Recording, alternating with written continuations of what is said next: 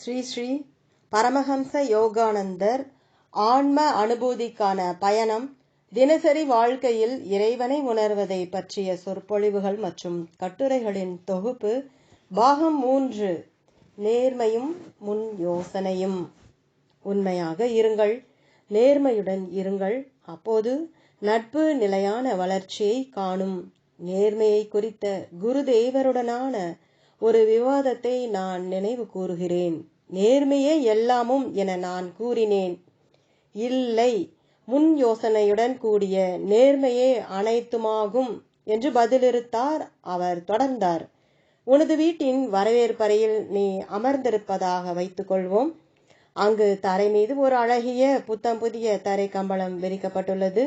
வெளியே மழை பெய்து கொண்டிருக்கிறது. அநேக வருடங்களாக நீ சந்தித்திருக்காத ஒரு நண்பர் கதவை வேகமாக திறந்து கொண்டு உன்னை சந்திக்க நுழைகிறார்.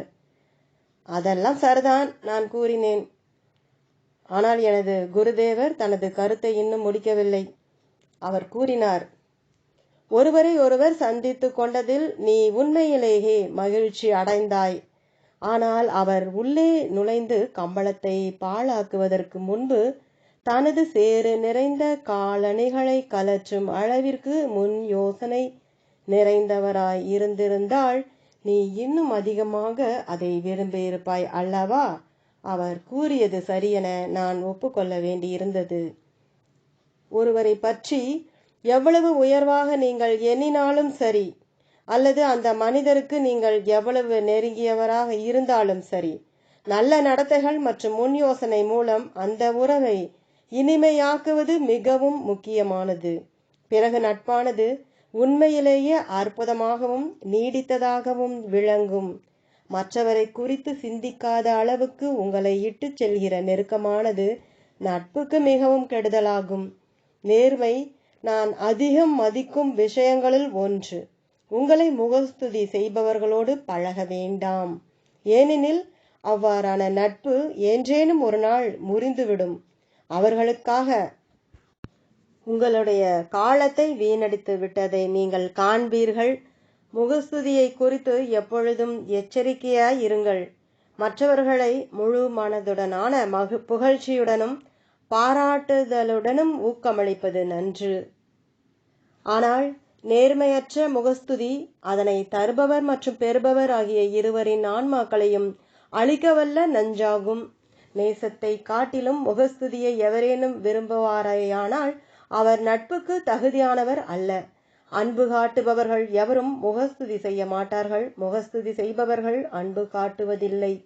மெய்யான நேர்மையுடனும் முன் யோசனையுடனும் அன்புடனும் மக்களுடன் நீங்கள் கலந்து பழகினால் நீங்கள் முன்பே அறிந்திருந்தவர்களை ஈர்ப்பீர்கள். இல்லையெனில் உங்களுடைய உண்மையான நண்பர்களை நீங்கள் ஒருபோதும் காண மாட்டீர்கள். நீங்கள் அனைத்து பாசாங்குத்தனம் மற்றும் நேர்மையின்மையை விட்டொழிக்க வேண்டும். ஒருபோதும் வேண்டுமென்றே யாரையும் புண்படுத்தாதீர்கள். உங்களது நண்பர்களை ஒருபோதும் விரோதித்து கொள்ளாதீர்கள் அல்லது அவர்களை கோபத்திற்கு ஆளாக்காதீர்கள். ஒரு நண்பரை ஒருபோதும் தவறான முறையிலோ அல்லது சாதகமாகவோ பயன்படுத்தி கொள்ளாதீர்கள். கேட்கப்பட்டால் ஒழிய ஒருபோதும் ஆலோசனை தர வேண்டாம். அவ்வாறு தருவதாயின் நேர்மையுடனும் அன்புடனும் விளைவுகளை குறித்த எந்த அச்சமும் இன்றி தாருங்கள். ஆக்கப்பூர்வமான விமர்சனங்களின் மூலம் நண்பர்கள் ஒருவருக்கு ஒருவர் உதவி செய்து கொள்கின்றனர். விமர்சனங்களை பொறுத்து கொள்ள முடிவது மிக சிறந்த பண்புகளில் ஒன்றாகும். எனது குருதேவரிடமிருந்து நான் அதை கற்றுக்கொண்டேன். ஆக்கப்பூர்வமான விமர்சனங்களை நான் எப்போதும் பாராட்டியுள்ளேன். என்னை நியாயமற்ற முறையில் விமர்சனம் செய்தோரை ஒருபோதும் நான் பழிவாங்க நாடியதில்லை அல்லது அவர்களை வெறுக்கவும் இல்லை.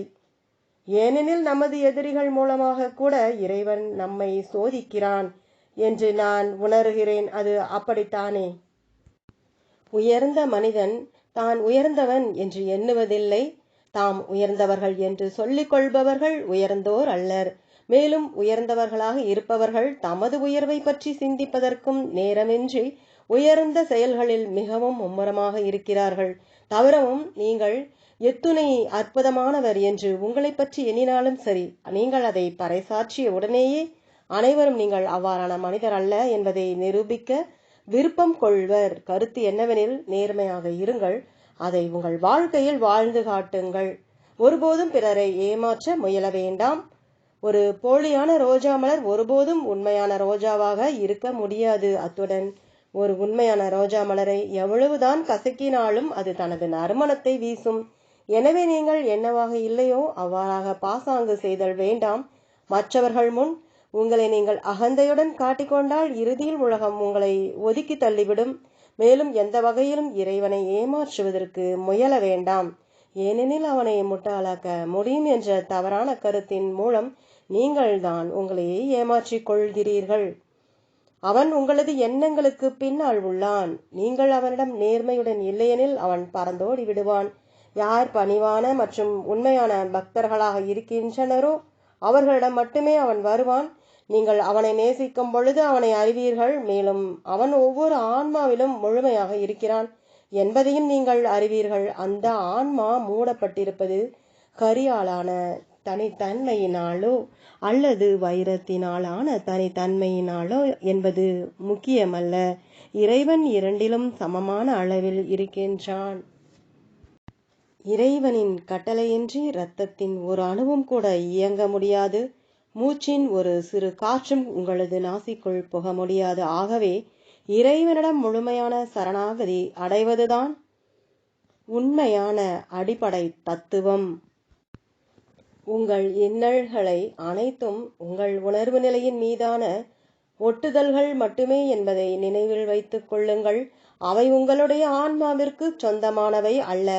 எனவே நீங்கள் ஏன் கட்டுப்படுத்தும் தாக்கங்களை ஒப்புக்கொள்கிறீர்கள்? ஏன் அச்சமுறுகிறீர்கள் அல்லது ஐயம் கொள்கிறீர்கள்?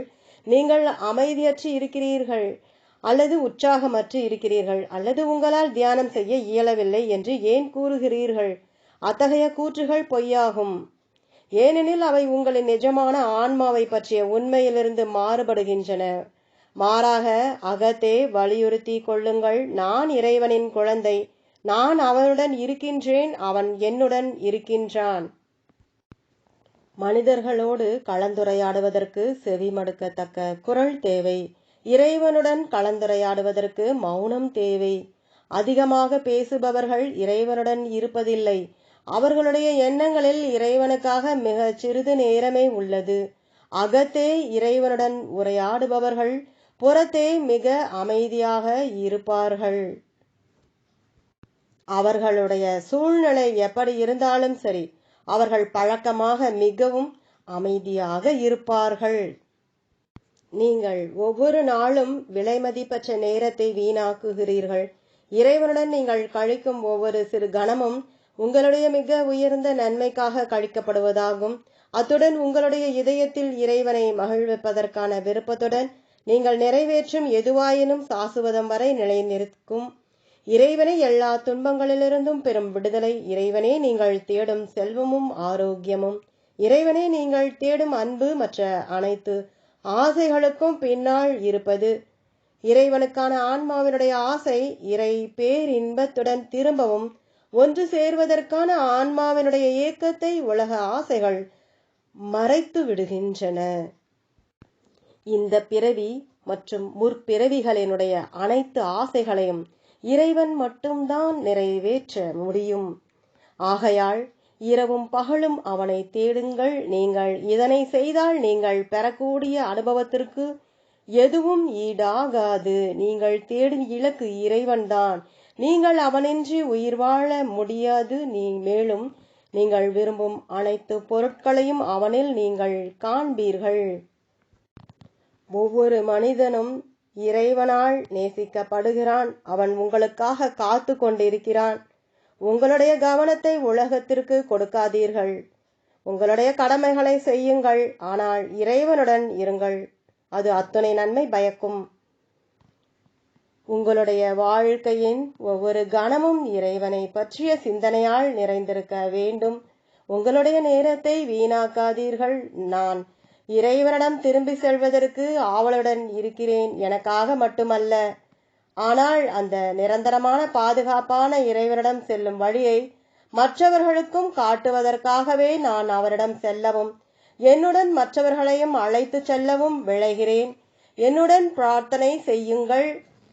உன்னை போற்றுகிறேன் அண்ட சராசரத்தின் எம்பிரானே, எனது ஆன்மாவின் எம்பிரானே. உன்னை நாங்கள் நேசிக்காமல் இருக்கும் பொழுது கூட நீ எங்களை நேசித்து எங்களை பின்தொடர்ந்து வருகிறாய். அன்பின் எம்பிரானே, உலகத்தின் எம்பிரானே, எங்களுடைய வாழ்க்கைகளின் ஆலயத்தில் குடிகொள்வாய். எங்களுடைய அனைத்து ஆசைகளின் சிம்மாசனத்தின் மீது அமர்ந்திருக்கும் ஒரே அரசனாக நீ இருப்பாய். ஏனென்றால் நீ மட்டும்தான் ஒரே சந்தோஷம், ஒரே ஆனந்தம். எங்களுடைய எண்ணங்களுக்கு நேர் பின்னால் எங்களுடைய வாழ்க்கையின் ஒவ்வொரு நாளும் ஒவ்வொரு நிமிடமும் உன்னை நாங்கள் காண எங்களை ஆசீர்வதிப்பாய். அழியும் மாயையின் கோப்பையை எங்களிடமிருந்து அகற்றிவிடு. ஆனால் சிறிது காலத்திற்கு நாங்கள் அதை சுவைக்க வேண்டுமானால் மிகுந்த ஆனந்தத்துடனும் சுவையுடனும் சாசுவதத்தை நாங்கள் ருசித்திட எங்களை ஆசீர்வதிப்பாய். ஓம் சாந்தி. ஓம் ஓம் தொடரும்.